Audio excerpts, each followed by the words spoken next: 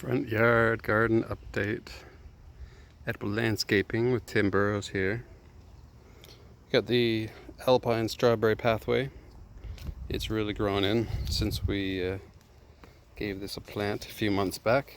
Can hardly step on there because of the runners going every which way. This is one of the ways that they propagate. They send out these vines and put out new plant, and these turn into new roots if they touch soil. Up here has been just a little bit struggling, to be honest. I did a mass injection of wood chips, which generally is not the best for a veggie patch. It's better for like fruit trees and things. So some of the kales did pretty good over there. I've been harvesting a lot. Those have been huge. But some of the ones over here stayed kind of small. And like a lot of the things kind of struggling along. So basically I've decided to get some mushroom compost. I'm going to put mushroom compost all over the place. And hopefully that will remedy the high carbon situation of the wood chips. So here's a peach tree, got lots of kales, lots of alpine strawberry.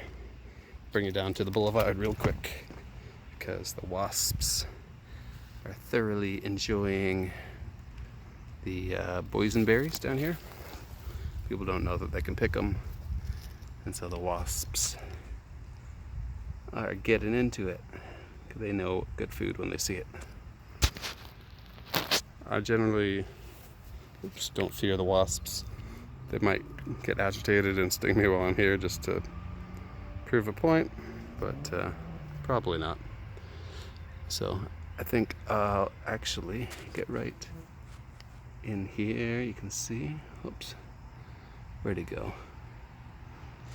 Okay, I'm going to pick one of these berries. Hopefully it's wasp free. Oops. See, this is the one they've been eating. And that's how you know they're super ripe. So I've decided I'm going to share the wasp's meal, and they can start a new one once it's ripe. Or I can go for the super sour ones, which make great jam because they're full of natural pectin, being unripe. See if I can get you one more little shot of the wasp enjoying that blackberry getting blown around in the wind. I'll hop out of the garden bed real quick just to show you the rest of the garden. Cilantro's gone to seed. It's putting all of its seed on. It's done pretty well. It's got lots of lettuce. I've been harvesting all throughout the season. The garlic has been harvested. Mint is taken off, no problem. Asparagus is alive. It got hit by some beetles, but it's still going.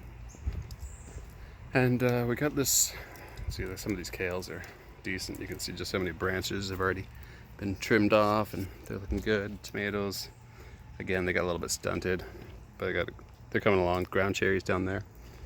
So here I'm going rambling on, but this is a volunteer squash. It's taken off. Gargantuan over here. The self-watering bins are doing just fine over here.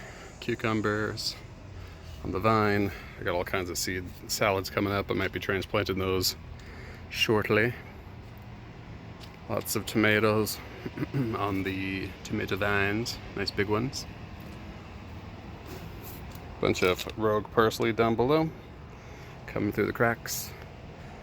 Some cannabis, some thyme, peppers. Fig tree is looking really happy. I'm espaliating it to the wall. I'm putting the greenhouse cover down over time, and then I'll just show you the compost, because why not? If anybody's still watching, I just will show you, huh? Mulberries are finishing up their fruit. They have a couple on there still, but mostly they're done. So I got some compost in this garden. This is mostly flowers, but also a few veggies here and there. And then I got over here, which I am trying to build a wall along this edge to raise up this patio and extend it, expand it. So one of my big piles of bricks here. The raspberries. Here's some of the mulch in the goji berry garden, which also has a lot of alpine strawberry. This is the new pathway I've been building with the flagstone. Been collecting secondhand from people's yards. I'm going to collect another load tomorrow morning.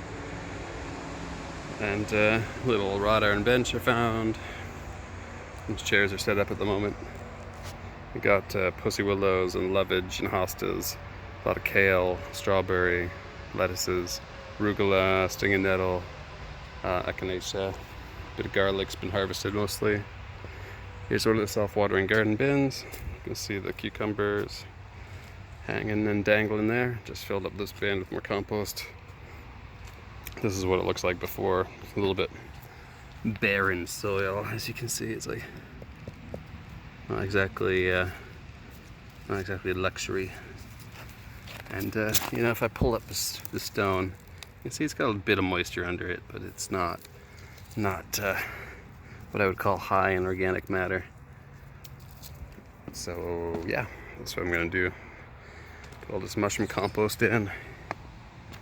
You can see it's just a bit nicer. Hopefully the plants will respond, but all these plants have been growing in these tough conditions, so should just be doing super good with a bit of compost. Coming back around, self-watering garden bins. They're all doing pretty well. I've got lots of zinnias in them. The Gerber daisies, like I said, there's something wrong. Might have just been lack of nitrogen. So we got this fertilizer in here now, or compost I should say. We'll see if that does anything to them. Back over here, got lots of zinnias, lots of wild colors here. Shapes. Lemon tree is coming along. Lots of different salad greens in the understory. Parsley, arugula, lamb's quarters, purslane. Tomatoes coming up nicely. It's just some one of my seeds decided to grow. And here's the rhubarb, which hopefully is going to get happier now that we added this compost. Like I keep mentioning, the haskap's doing alright. It's a little bit dirty because I'm blowing all this stuff around. Yep, and lots of boysenberries. Looking good, coming on. You can just see there's tons of fruit down and throughout. Yellow zucchinis. Here's the garden barrels. They're all looking pretty good this year. Lots of lettuce, kales, strawberries, parsley, wood sorrel, chives. A lot of everbearing. These are my everbearing strawberries. So the rest are alpine, but these are the everbearing. So they'll make the bigger types of berries. And they're always like putting new berries on. And we could take these into the sunroom for the winter months, and hopefully they'll keep going on the hot days once in a while. We've got a lot of seedless grape clusters growing up along the fence. Lots of basil at front here. And yeah, and like I mentioned, all the compost is looking nice. We raised this up a little bit, flattened it. Now I got this permanent stone mulch, as I call it, these flagstones acting as mulch.